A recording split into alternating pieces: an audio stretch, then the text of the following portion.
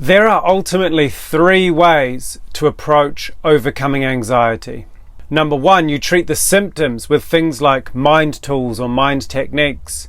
You do yoga, meditation, controlled breathing, regular exercise, relaxation time, and so on. Or number 2, you use a therapeutic approach which helps you isolate the specific life events which are the cause of your anxiety, and you emotionally resolve those. Or number 3, you use a combination of both management techniques and isolating the causal problems.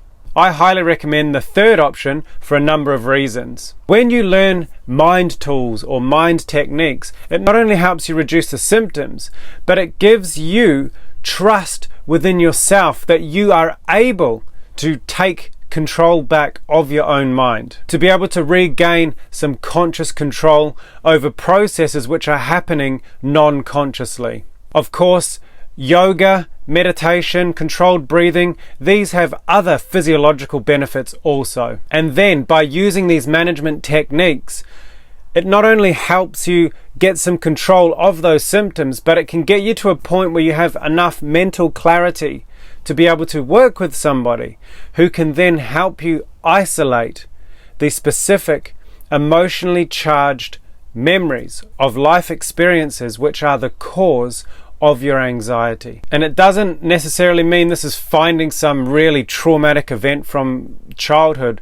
That is the case for some people, but sometimes it's something very simple which doesn't even seem as an adult like it would be very traumatic, but the mind that you had when you were a child is very different to what you have now, and things that upset you then wouldn't upset you now, but it was enough to trigger this spiral down towards the anxiety that you have today. Now, it's important to understand that as horrible and as debilitating as anxiety is not the problem. Anxiety itself is actually a symptom. It's a symptom of another psychological, usually emotionally unresolved past memory. In my experience, having worked with hundreds of people around the world and overcoming my own anxiety, which I had for nearly 20 years, it all comes down to cause and effect. Some significant life event emotionally impacted you. This is the cause. That event has replayed in the background non-consciously ever since, snowballing into the anxiety that you have today, which is the effect.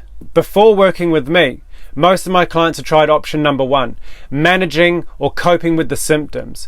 And people have done this for weeks, months, years, until they became tired of fighting the anxiety, because it's a losing battle if you are fighting the symptoms and not resolving the cause. But once I explain this cause and effect principle of anxiety to them, pretty well every client gets some level of relief, because they realize now why it hasn't been working for them, why it's been a losing battle, because they've been fighting the symptoms. And that once we find and isolate that specific causal life experience, the emotionally charged memory, then the anxiety can go away. And that's exactly what we do together. If all of this makes sense to you, and you are somebody who has been fighting the symptoms for a long time or even a short period of time, I urge you to stop fighting the symptoms. It all comes down to cause and effect.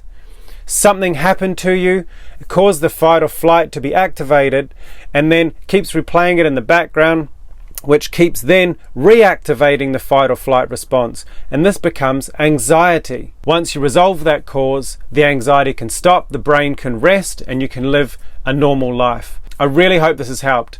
As always, if you have any questions, please feel free to ask in the comments.